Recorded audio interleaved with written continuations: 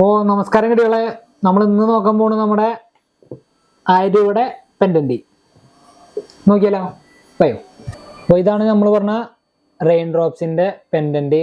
Rain ഡ്രോപ്സിന്റെ കമ്മൽ എല്ലാവരും കണ്ടിട്ടുണ്ടാവും.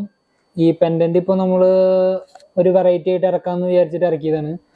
ആകെ എത്ര 999 രൂപയാണ് അപ്രോക്സ് റേറ്റ് വരുന്നുള്ളൂ.